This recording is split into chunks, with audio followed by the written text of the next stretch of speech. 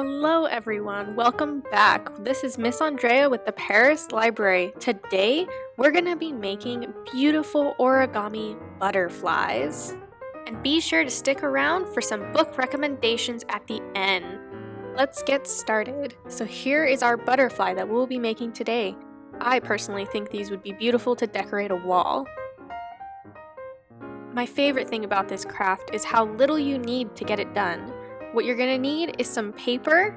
You're also going to need some scissors if you're going to be cutting your paper, some tape, and optionally some googly eyes if you'd like to add a little bit of flair. Now it's important that you use paper that is quite thick because you want your butterfly to be sturdy. I also recommend using two-sided printed paper because I used a thinner paper and one that didn't have two sides and it didn't look as good as it could have. You're going to want 4 pieces of paper that are printed for the wings, and you'll want one that is a different color for the body. You will want all of your pieces to be squares that are all the same size. So to start with the body, you're going to take the one that is a single color. I used a 6-inch by 6-inch piece of paper. You're first going to fold it in half long ways. Then you're going to open that folded paper back up and repeat the same step but the opposite direction, so you have 4 squares on your piece of paper.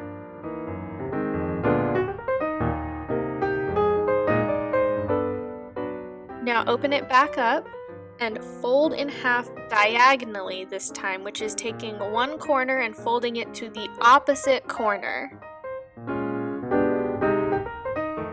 Just like this, you'll fold the right side over to the left side to make a triangle.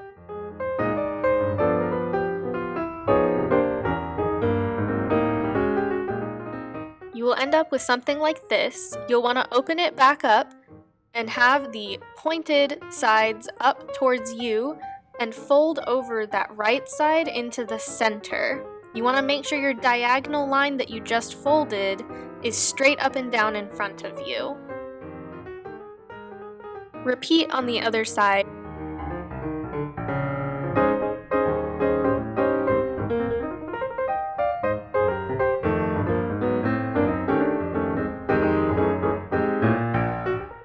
You will end up with something like this if you've done it correctly. Now you're going to fold the bottom corner over to the center to make this point. Repeat this on both sides. If you've done everything correct up until this point, then you should have something that looks like this. It has that diamond-shaped square in the center under the 2 points that you had folded first.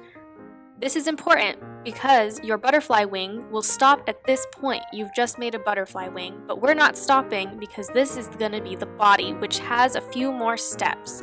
So you're going to fold the right corner over again into the center. This is kind of difficult, so you'll have to kind of play with it a little bit, but you'll get it down after you just give it a little bit of time. Your paper should look like this at this point. Next, we're going to take that top point and fold it down to make the head of the butterfly. And then that's it. You now have a butterfly body. Now that we've completed the body, we can move on to the wings. You're going to get your 4 pieces of matching paper and fold them exactly the same way that you did the body, all the way up until that point I mentioned before you fold it again after this point. You should have something that looks like this, and that's your wing, so don't go any further. Pretty easy, right? Now just do that 3 more times to get all 4 wings. Make sure you note which side I am using face down and face up. For example, I am doing the blue face down when I start folding, which will be the outside of my wing, and the white is the inside, which is face up when I'm folding. If you have a 2 printed paper, this is very important to pay attention to.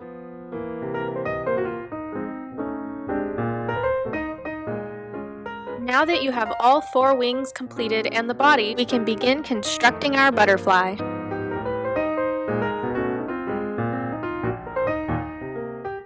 Now you'll notice here there's this X on the back of your butterfly's body where you folded the paper initially. This is your center, and you'll want to line up the wings as best you can to that center point so that they're even when you're looking at it from the front. You're going to take tape and tape it to the body, since that will be the best thing to hold it. Glue doesn't really stick super well. Once your wings are attached, you're done. I would flap it around a little to test it out and make sure that they're on there good. You can also add some decoration at this point if you'd like to add some charms or googly eyes like I mentioned before.